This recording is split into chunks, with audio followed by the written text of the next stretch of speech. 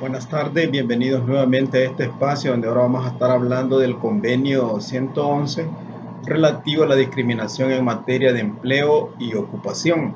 Así es que vamos a hablar un poco de la definición de discriminación, las clases de discriminación, los efectos que provoca la discriminación y los desafíos que los estados tienen o que la misma sociedad tiene frente a estas prácticas atentatorias a la dignidad o violatorias a la dignidad humana de las personas. Así es que se trata de un tema un tanto relevante y que en cierta medida pues ya las constituciones habían recogido el tema de la igualdad y la prohibición de los tratos discriminatorios. Sin embargo, la Organización Internacional del Trabajo está interesada en reiterar, digamos, estas buenas prácticas que hay que llevarlas a fin de garantizar la oportunidad de empleo, así como también el trato igualitario, de igual modo, ¿verdad? El trato en lo que respecta a las condiciones de trabajo. Así es que es un tema muy interesante en el que vamos a estar ahora conversando un poco. Vayamos al convenio 111. El convenio 111 de la Organización Internacional del Trabajo contiene unos elementos jurídicos, a mi juicio, muy interesantes. Comenzando específicamente con la Declaración de Filadelfia de 1944.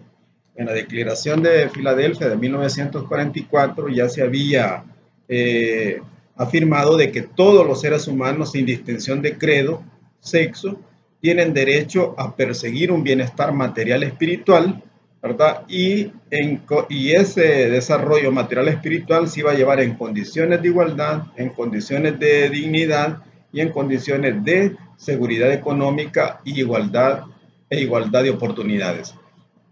De ahí está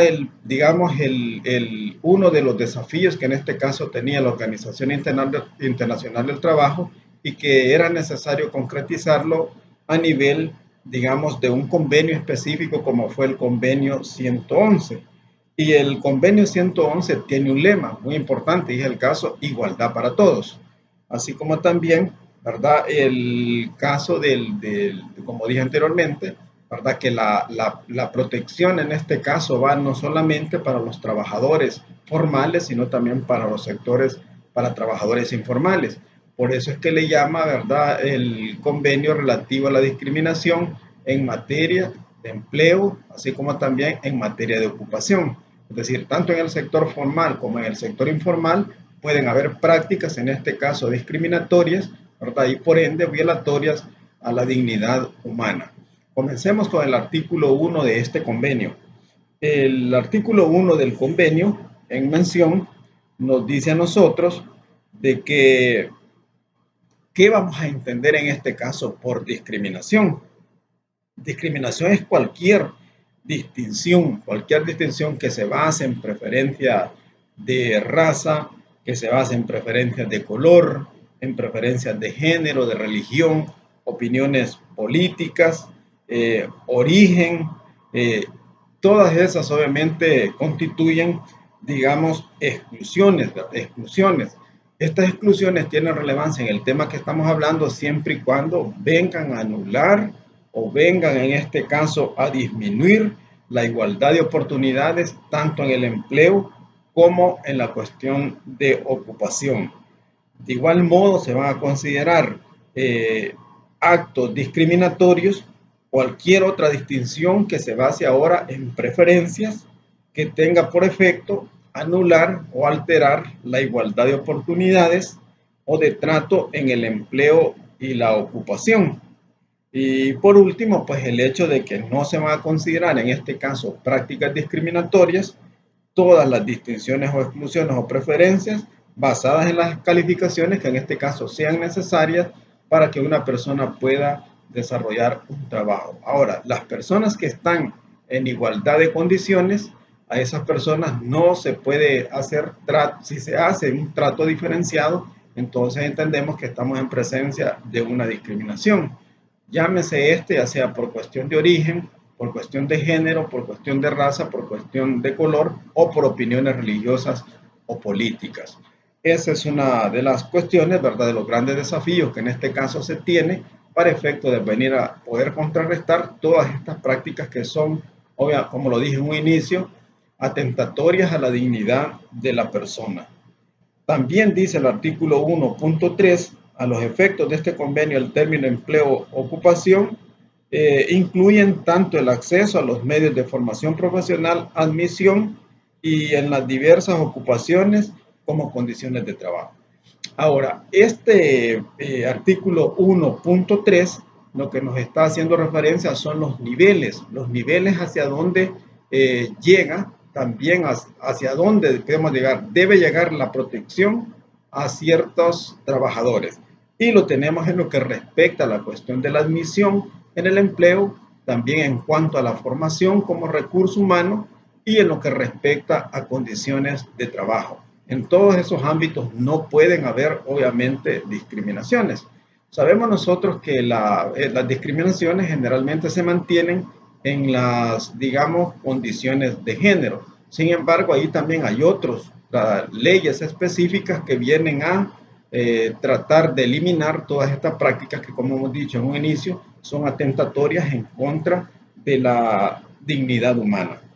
En el artículo 2, el convenio lo que establece ya son las políticas nacionales que deben de implementar los estados partes tendientes a eliminar todas estas formas de discriminación en materia de empleo y ocupación. Y para eso, pues, el Estado pues, debe de encargarse, como dijimos en un principio, de llevar a cabo buenas prácticas que en este caso vengan a eliminar todos esos tratos diferenciados, así como también todas aquellas prácticas que socaven, en este caso, la igualdad de oportunidades en materia de empleo y ocupación. El Estado pues está encargado de diseñar la política antidiscriminatoria, ¿verdad? ¿Cuál va a ser esa política que el Estado va a implementar a efecto de poder contrarrestar estas prácticas discriminatorias?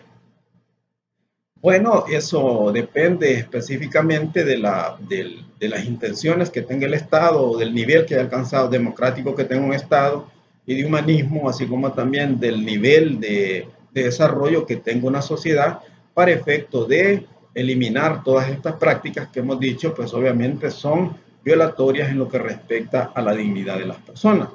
Para eso, pues el Estado va a implementar medidas legislativas, es decir, a través de ciertas leyes que vienen a revisar la legislación anterior, y si en la legislación anterior hay todas estas prácticas, así digamos, o cláusulas sospechosas que en cierta medida impliquen violación a la dignidad humana, ¿verdad? Por llevar a cabo, realizar actos que en este caso son tendientes a discriminar a las personas en materia de empleo y en materia de ocupación. Así es que una de las medidas, pues, que en un primer momento se toman son medidas legislativas tendientes a emitir aquellas leyes, obviamente, que sean garantes de la eliminación de la discriminación y revisar la legislación anterior que esté violentando el derecho, en este caso, a la persona a no ser discriminada en materia de empleo y ocupación.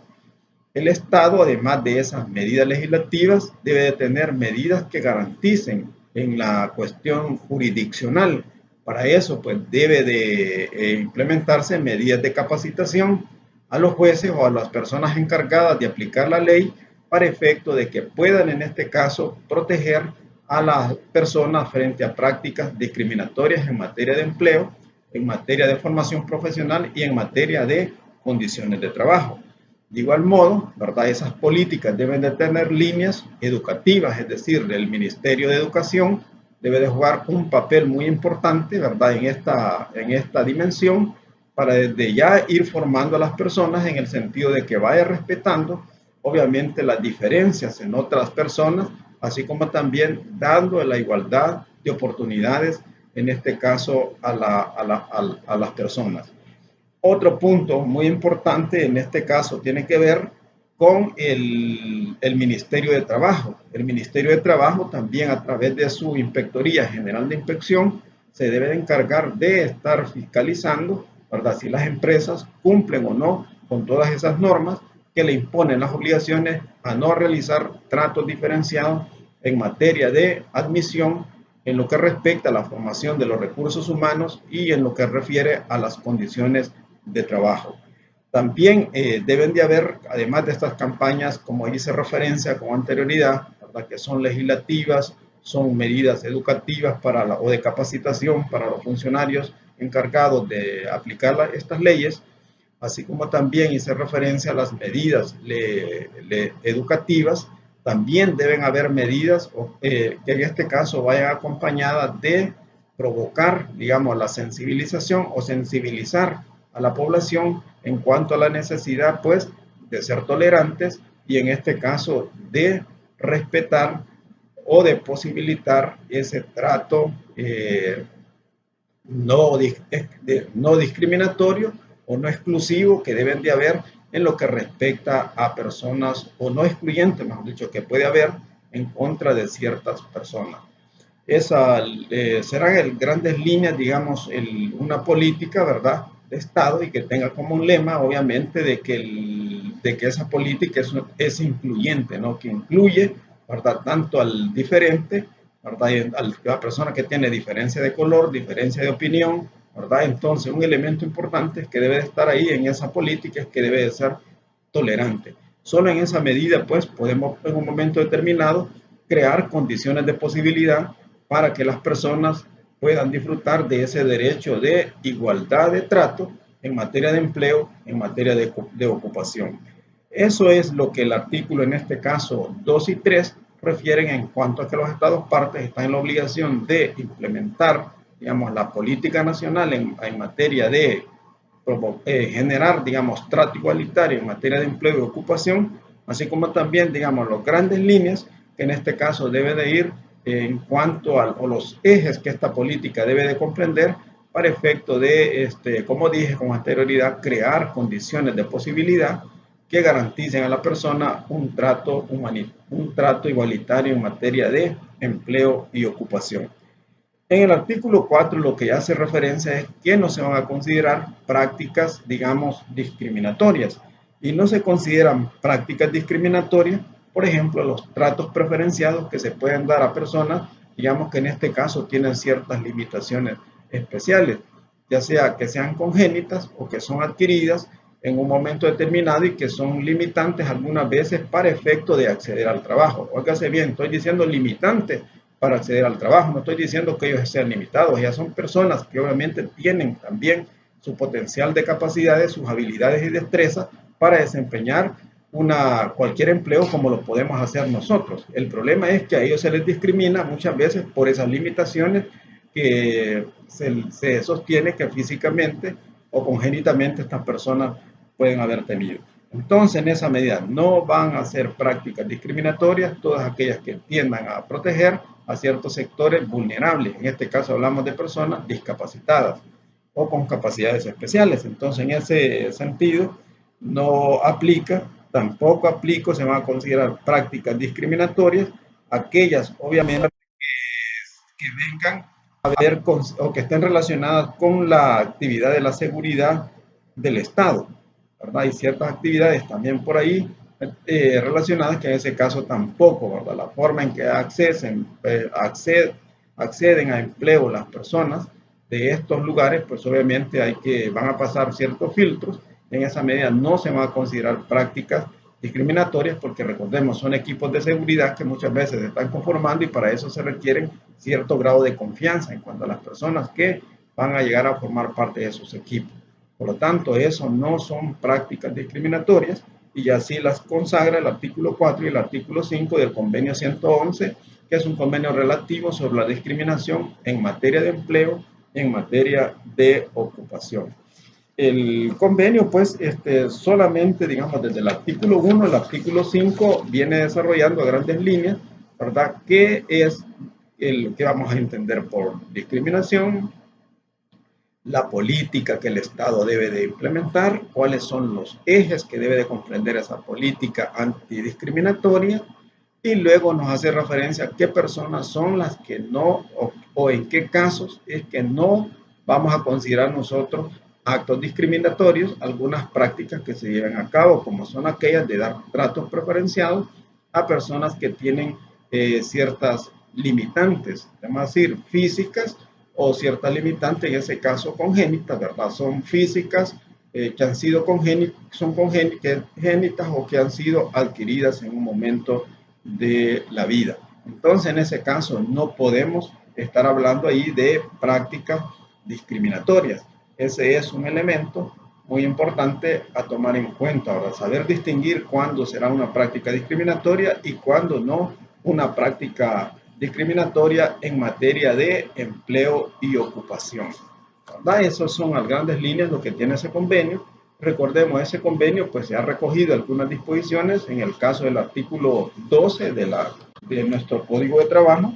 También ahí está haciendo referencia, ¿verdad?, a una norma que tiene que ver en cuanto a la prohibición, en este caso de discriminación en materia de empleo. De igual modo, en los artículos, en este caso 29 y 30, establecen ciertas obligaciones a los empleadores y ciertas prohibiciones a los empleadores tendientes, pues en ese caso, a garantizar legalmente el derecho a la igualdad de trato en materia de empleo y en materia de ocupación. Y en sus tres niveles, obviamente, en cuanto a la admisión al empleo, en cuanto a la formación como recurso humano y también en cuanto a las condiciones de trabajo, ¿verdad? Ese es el grado de protección legal y en el cual obviamente implica muchas veces obligaciones de hacer por parte del empleador. ¿Qué es lo que debe hacer el empleador? Pues en ese caso, crear condiciones de posibilidad en el cual hay igualdad de trato en el acceso al empleo, así también en materia de condiciones de trabajo y en lo que respecta a la calificación en tanto formación de recursos humanos. Recordemos, las empresas muchas veces llaman al personal para recibir ciertas capacitaciones que las costea la empresa, o bien la empresa hace las gestiones para que en este caso el Instituto Salvadoreño de Formación Profesional, en ese caso se encargue de impartir todos aquellos cursos tendientes a que estas personas puedan calificarse como recurso humano. Entonces es muy importante tener en consideración esos lineamientos, ¿verdad?, legales que están en el convenio y como también la legislación interna la vuelve a reiterar, ¿verdad?, en las normativas específicas, que en este caso es el Código de Trabajo, así como también otras leyes que son afines en materia de trabajo. Ahora, ¿qué es lo cómo vamos a definir nosotros la discriminación? La discriminación hemos dicho que es el trato diferenciado o desigual en los diversos ámbitos de la vida social sobre un grupo de individuos o en función de uno o varios rasgos reales o imaginarios. Es decir, nosotros, en tanto seres humanos, a veces creamos ciertos imaginarios, ciertos estereotipos y comenzamos a discriminar a las personas por la forma en que opinan, por la religión que practican o por el color, por género, etcétera. Entonces, ahí vamos nosotros a entender, ¿verdad?, que es el trato diferenciado o desigual, ¿verdad?, en el ámbito de la vida social, ¿verdad?, que nosotros realizamos, sea sobre un grupo étnico o ciertos individuos, y eso se hace pues en función a los rasgos o los imaginarios que la sociedad crea sobre ciertos grupos. Ya no voy a estar reiterando yo, ¿verdad?, qué es lo que no constituyen prácticas discriminatorias, porque ya mencionamos los casos en los que no van a haber prácticas discriminatorias. Ahora, ¿cuáles son las clases de discriminación? Para hablar de las clases de discriminación hay que seguir los criterios, entonces en este caso para realizar una clasificación.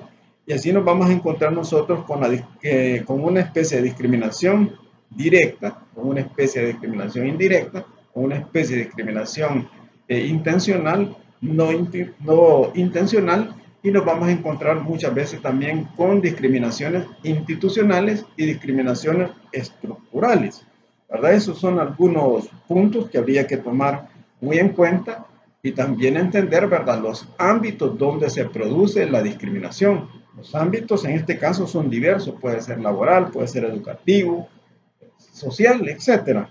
Y los efectos que provoca, pues obviamente son efectos de exclusión, son efectos muchas veces de explotación sobre seres humanos. Entonces, en esa perspectiva, pues hay que entender, ¿verdad?, que discriminación en cuanto al trato desigual o discriminatorio, obviamente son prácticas que no deben ser deseadas en sociedades que han alcanzado un cierto nivel de desarrollo cultural, así como también un nivel de desarrollo democrático y de humanismo. Entonces, en esta cuestión es bien relevante entender el grado de desarrollo que cada estado tenga para efecto de entender que sus prácticas en ese caso van a ser garantes de que no habrán tratos diferenciados o tratos desiguales en materia de empleo o en materia de ocupación.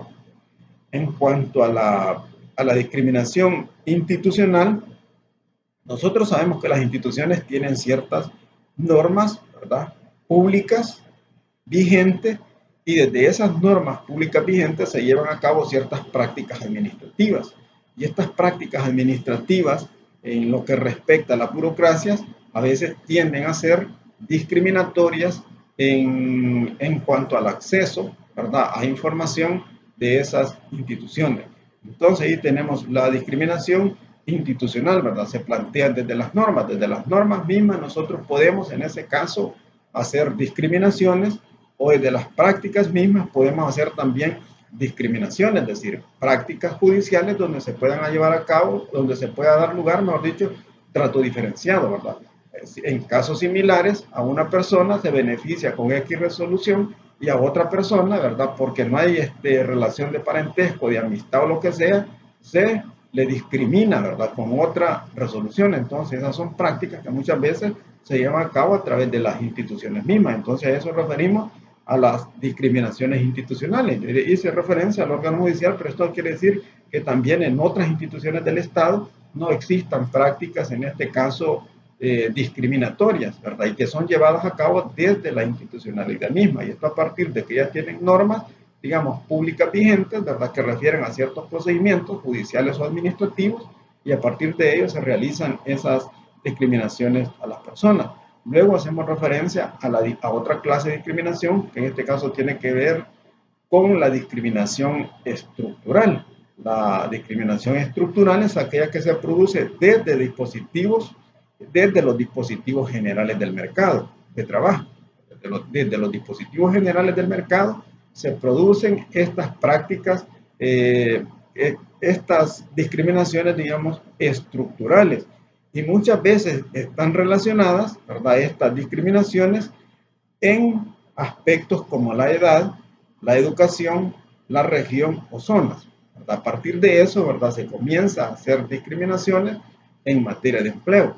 Nosotros sabemos que en lo que respecta a las condiciones de edad, pues las empresas a la hora que publican, ¿verdad?, o están ofertando un cargo o un puesto de trabajo, que claramente dice personas puede decir personas de 18 años a 35 años de edad. Quiere decir que personas mayores de 35 años de edad, pues en ese caso son discriminadas para poder acceder a ese puesto de trabajo. De igual modo, tiene que ver la cuestión de género. Muchas veces se discrimina, ¿no? Se dice, voy a contratar un chef, ¿verdad, Inés? Bueno, el chef ahora puede ser una mujer, puede ser un hombre, no hay un problema, pero de hecho a veces se estigmatiza, ¿verdad? Porque se dice, bueno, en ese caso la mujer tiene los conocimientos como cocinera, entonces como chef. A partir de ahí voy a hacer las diferenciaciones en materia, digamos, de empleo. Entonces es una de las cuestiones que a tomar en cuenta. Otro, el caso de la educación. Puede ser que la educación, ¿verdad?, sea universitaria, pero dependiendo, ¿verdad?, de la universidad en donde esa persona fue graduado, así tiende a posibilitar el acceso al trabajo, y a otra a excluirle por esa razón. También por región o por zonas de ciudad. Entonces estos aspectos ligados a la edad, ligados a la educación, ligados a la región o a las zonas, son muchas veces prácticas que se consideran en este caso especies de discriminaciones estructurales, algo que crea el mercado mismo, ¿no? A veces nosotros las encontramos en otros contextos también. Por ejemplo, si vamos a revisar ciertas ofertas de trabajo que están en la cuestión de empleo de la prensa gráfica del diario de hoy o de otro periódico de circulación nacional, ahí nos va a referir, contratamos a persona, ¿verdad?, que sea por ejemplo, de X religión, ¿no? Es un primer requisito, que el primer requisito que pertenezca a X religión y luego vienen las otras edades. Entonces, en ese caso, a personas que practican una religión diferente, pues quedan excluidos de esa posibilidad de acceso a ese puesto de trabajo. Entonces, es muy importante, como dije, estas prácticas que muchas veces ocurren a nivel de la vida cotidiana y que nosotros no le prestamos atención. Pero como dije, una tarea para ustedes sería ir a revisar ciertos periódicos y comienzan a ver ahí, ¿verdad? Que sea testigo de Jehová, que sea adventista, que sea bla, bla, ¿no? Entonces, en ese caso, vamos a tener por ahí las discriminaciones que ya van para aquellas personas que no tengan esa o que no lleven a cabo esas prácticas religiosas. Ahora tenemos otras clases de discriminación y es la discriminación directa. La discriminación directa es aquella por motivo racial, étnico u otros, ¿verdad? Una persona es tratada de manera menos favorable de lo que haya sido o vaya a ser, de lo que vaya a ser tratada otra persona en una situación comparable, ¿no? Eso se le llamamos nosotros en este caso una discriminación directa, es decir, por un motivo, ya sea racial o de género, yo trato de modo diferente a una persona, ¿verdad? Frente a otra persona en esa misma situación comparable. Entonces ahí tenemos nosotros una práctica discriminatoria directa.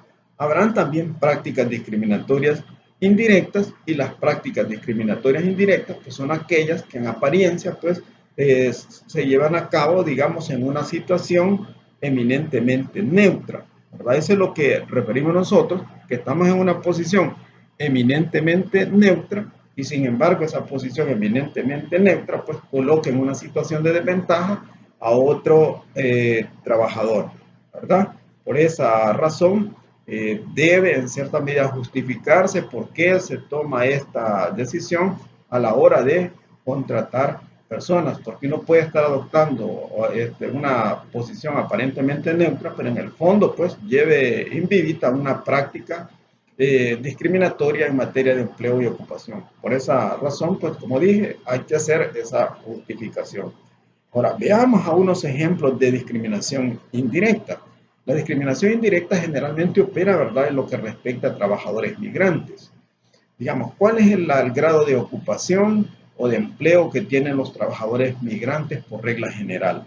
Bueno, son servicios domésticos, servicios de agricultura, los servicios sobre la construcción, hostelería, ¿verdad? Esas son donde se concentra mayormente, digamos, los trabajos que realizan las personas migrantes. Estas son prácticas, digamos, en cierta medida discriminatorias indirectas, ¿verdad? Indirectas, porque aparentemente nosotros estamos optando una posición neutra, pero en el fondo, sin embargo, discriminamos, en este caso, a los trabajadores migrantes. Otras cuestiones que había que tener en cuenta también a veces son los requisitos, ¿verdad? Que muchas empresas exigen, como yo lo refería anteriormente, para poder ingresar. Digamos, si vamos a publicar ahorita nosotros el acceso a un empleo, ¿verdad? Estamos ofertando un empleo de cajera en X institución bancaria o en X supermercado.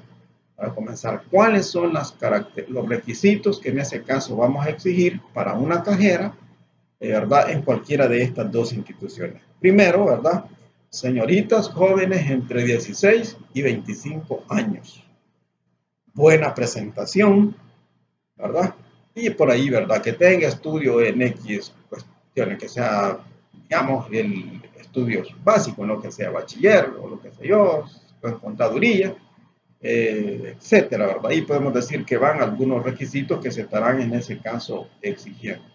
Pero viéndolo desde esta perspectiva, pues ya estamos discriminando nosotros a aquellas otras personas, digamos que sean mayores de los 16 años y comenzando también que en el caso puede ser una cajera o puede ser un cajero, ¿no?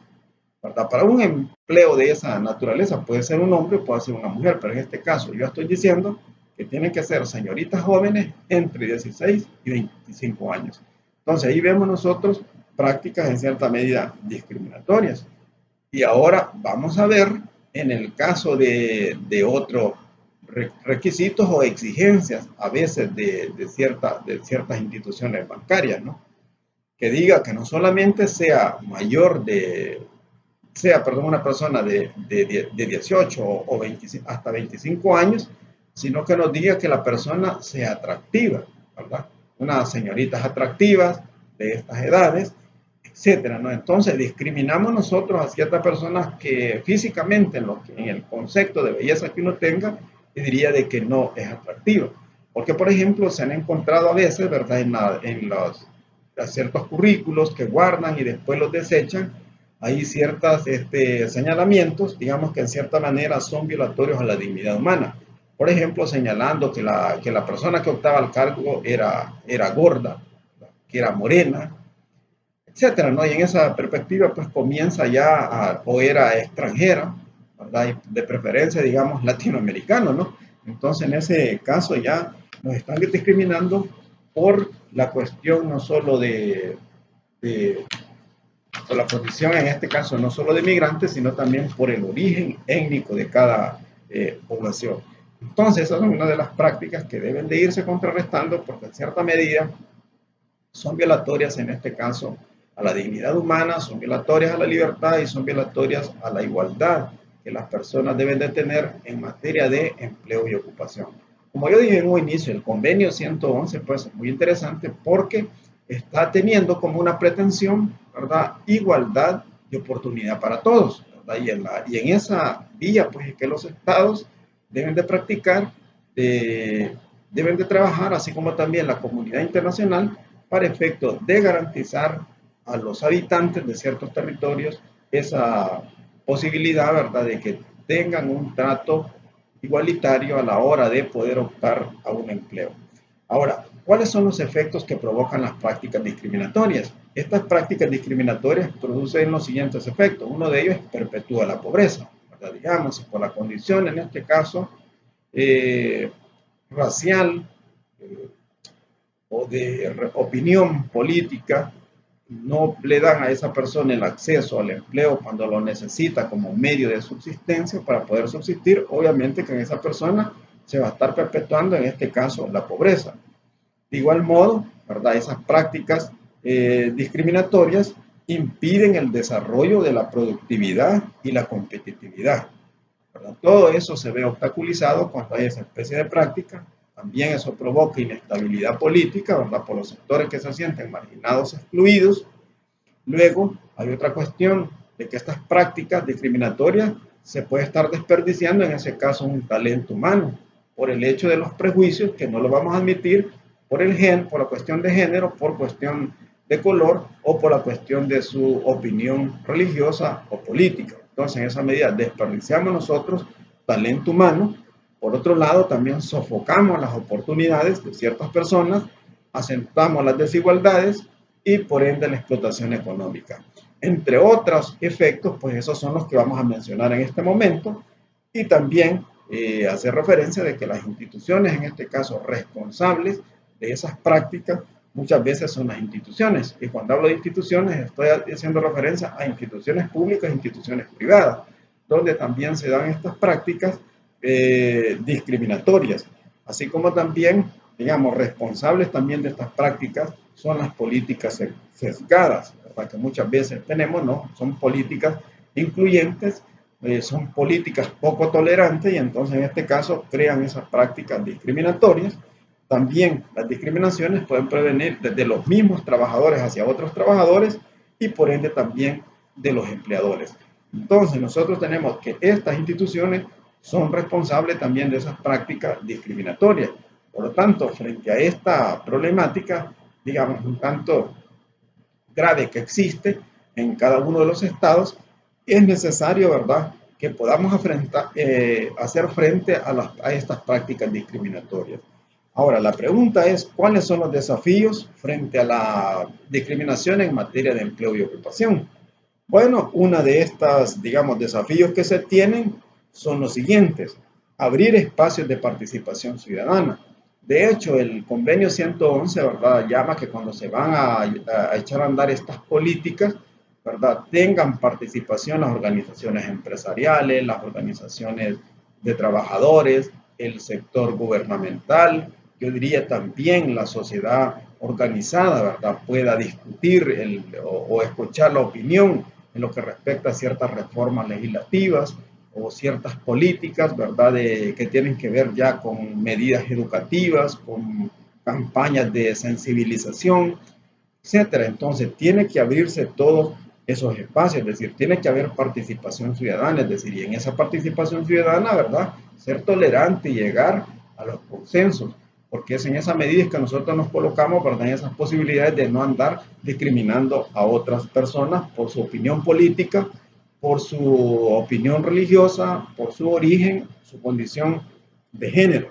De igual modo, ¿verdad?, tiene que ver en este caso practicar una democracia en la relación de trabajo. Si practicamos una democracia en la relación de trabajo, es decir, al interior mismo de la empresa, pues obviamente que estas prácticas discriminatorias desaparecen. Desaparecerían tanto en las cuestiones de discriminar por cuestiones de malos tratos, ¿no?, en términos más generales, pero también posibilitarle en términos más específicos, como es la admisión de empleo, como es la forma en cuanto a formación de recursos humanos y en cuanto a las condiciones de trabajo. Luego tenemos la sensibilizar a la población. Eso es muy importante, ¿verdad?, que hayan campañas de sensibilización. Son uno de los desafíos que tenemos en una sociedad tan dividida y tan conflictiva como la sociedad salvadoreña. También, en ese caso, practicar la tolerancia, es decir, ser tolerante, en este caso, al pensamiento disidente. Es decir, yo no voy a descalificar o discriminar a una persona por su forma de pensar, decir que por su forma de pensar no va a tener esa persona capacidades o las habilidades y destrezas que son necesarias para X empleo. Yo pienso de que en esa medida pues habría que ir contrarrestando todas esas prácticas muy negativas, ¿no? Y por último, hablar de implementar políticas incluyentes, ¿no? Es lo que el Estado en este caso tiene como desafíos en materia en cuanto a diseñar esas políticas antidiscriminatorias o plan antidiscriminatorio, ¿verdad?, para efecto de garantizar el acceso, digamos, a puestos de trabajo, así como también a prosperar en el mismo puesto de trabajo, es decir, posibilitarle en ese caso las capacitaciones en formación de recursos humanos, ¿verdad?, con un trato igualitario, de igual modo en lo que respecta a condiciones de trabajo. Y por último tenemos en este caso los retos. ¿Cuáles son los retos en este caso que tiene el Estado? Hemos dicho que ellos eran sus desafíos, ahora ¿cuáles son los retos que tienen los estados para efecto de poder darle cumplimiento a los lineamientos que nos da el convenio 111 relativo a la discriminación en materia de empleo y ocupación? Uno de los retos es facilitar la interposición de las demandas judiciales, ¿no? En ese caso, las personas que reciban esos tratos, digamos, desiguales en una relación de trabajo, que puedan en un momento determinado, ¿verdad?, tener esas posibilidades de facilitarle la presentación de demandas, tanto a nivel judicial como a nivel administrativo, si ese fuera el caso, ¿verdad?, en lo que respecta a un trato desigual. De igual modo, garantizar la difusión de la información relativa a la igualdad de trato, también realizar estudios, frecuentemente está realizando estudios sobre discriminación. Esta es una labor que las mismas universidades deberían de tener, ¿no?, a través de la proyección social y de la investigación que las universidades realizan, pues estar llevando a cabo estudios, digamos, ya sectoriales, ¿verdad?, de la zona oriental o X departamento, a efectos de determinar, ¿verdad?, las prácticas discriminatorias que allí se dan en materia de empleo y en materia de ocupación, así como también publicar informes independientes, ¿verdad? No en este caso que el Estado diga, no, bueno, como este informe no me conviene, ¿verdad?, para mis cuestiones partidarias, entonces no lo vamos a divulgar, es decir, no, ¿verdad? Debe de haber publicación de informes, en este caso, independientes, ¿verdad?, la que dé la Universidad de El Salvador o otras universidades privadas, o puedan hacer ciertas ONG, también esos serán bien importantes especies de informes que en este caso deben de ser en ese sentido publicados. Bajo estas ideas, ¿verdad?, consideramos de que son retos que se tienen, ¿verdad?, pero no solo el caso digamos, de garantizar que esté posibilitada la exigibilidad, es decir, que mire, que a mí se me facilite el admitir X demanda, sino también la cuestión de justiciabilidad, es decir, aquella persona que violente o que ya hace esas prácticas ya sean individuales o colectivas en materia de discriminación, pues deban de ser en este caso sancionadas para efecto de ir eliminando, ¿verdad?, de nuestro entorno todas estas prácticas, digamos, que son un tanto negativas porque atentan en este caso a la dignidad de las personas.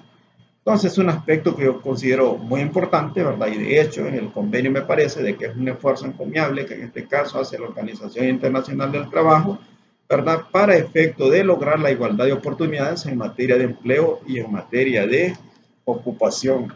Sin embargo, como yo dije anteriormente, ¿verdad? En el caso de nuestro país, ¿verdad? No hay todavía medidas, digamos, un tanto garantes, ¿verdad?, de poder venir a eliminar todas esas prácticas discriminatorias que se dan al interior de las instituciones públicas y de las mismas instituciones, digamos, privadas. Y cuando hablamos de las instituciones públicas, todos sabemos, ¿verdad?, que cuando hay cambios de gobierno y todo eso, pues hay ciertas personas que, no obstante que tengan sus capacidades y conocimientos ya en el área de los cargos que están desempeñando, entonces por su condición, ¿verdad?, política diferente, son separados en este caso de sus cargos. Y eso muchas veces implica pues hacer cargos discriminatorios porque sin tomar en cuenta las capacidades, las habilidades y destrezas o la idoneidad de esa persona en el puesto, a veces se le cesa de su empleo. Entonces eso es muy importante, ¿verdad? Y en el caso de estos estereotipos o prejuicios que nosotros tenemos o imaginarios que se van construyendo, ¿verdad? Y que a la larga pues eso viene a crear discriminación. Y la discriminación pues obviamente termina en exclusión y termina en explotación o puede terminar en en una opresión. Por lo tanto, no son prácticas deseadas. Así que a partir de ahí hay que llevar a cabo todas estas campañas de sensibilización para efecto de poder ir eliminando, ¿verdad?, estas prácticas antidiscriminatorias.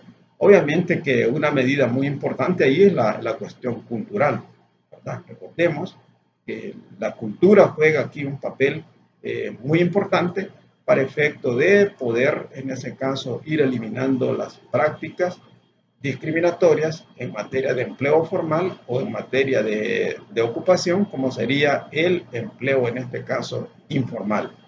Así que es un tema bastante interesante, pues yo espero que en algún momento determinado podamos, ¿verdad?, en ese caso, dialogar, ¿verdad?, con ustedes y si lo consideran, pues ya les he dicho, están los grupos ahí de redes sociales, ¿verdad?, tenemos grupos donde podemos hablar de estos temas abiertamente.